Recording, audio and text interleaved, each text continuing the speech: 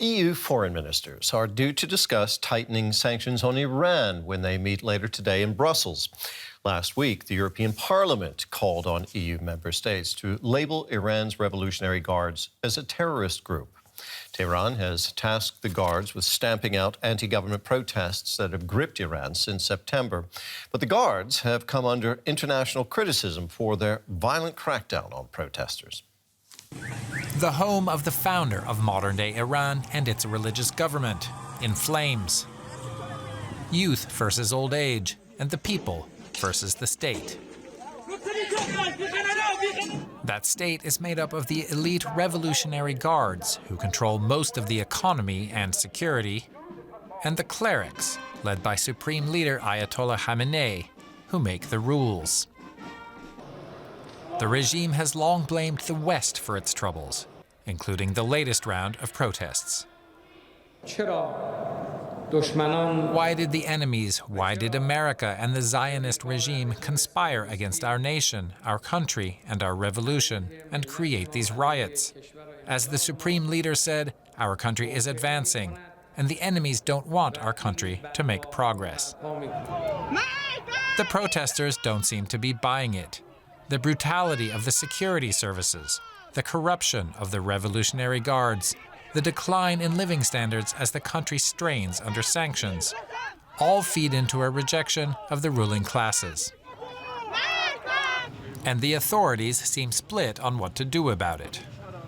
There were announcements that the dreaded morality police would be shut down, and the law requiring women to wear a hijab be relaxed. But it's unclear if either has happened. Meanwhile, the executions of protesters have spurred fresh outrage. Death to the dictator, the crowd shouts, not death to America, as the regime would prefer. And it's not just young women and students getting involved. These auto workers walked off the job to support the demonstrations. No one knows if or when a reckoning is coming for the Guards and the clerics. But the state's brutality has guaranteed that the divisions will not go away anytime soon. For more on this, we're joined now by Cornelius Adebar. He is an associate fellow at the German Council on Foreign Relations and author of the book Inside Iran. Thanks for being with us. So, EU foreign ministers are meeting in Brussels today to discuss further sanctions against Iran. What do you expect to come out of this meeting? Well, what we can expect is that a number of individuals, high-ranking officials of those Revolutionary Guards, but also people who work in other parts of the regime, the broadcasting, the media, regional governors, people that are personally responsible for this violent crackdown, they will be put on the EU sanctions list. The numbers are up to 35, 37. This is what we can expect. So the EU is adding people that are responsible for the crackdown to their sanctions list, freezing their assets and disallowing them to enter EU territory. But the Revolutionary Guards themselves, as a unit, as an entity, you don't expect that will be declared a terrorist organization itself?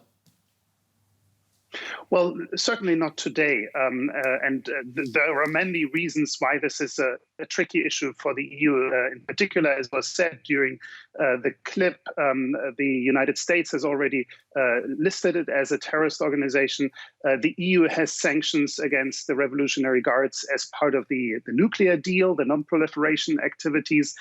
So they are already under severe sanctions.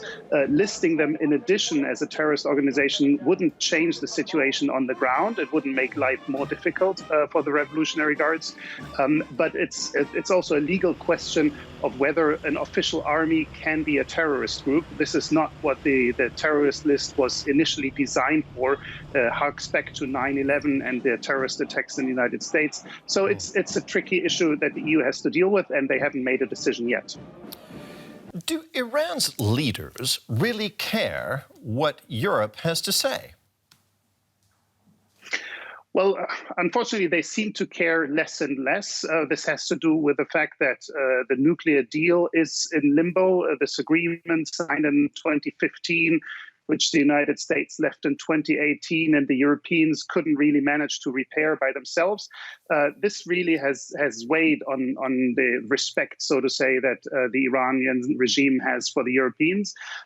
Nonetheless, the Europeans are right to speak out on these issues. They are right to support the protesters as much as they can, voice their concerns about the human rights situation, imminent executions. So just because Tehran may not care, it doesn't mean that the EU shouldn't care and that it shouldn't speak out, of course. Cornelius Adibar with the German Council on Foreign Relations. Thank you very much. Thank you.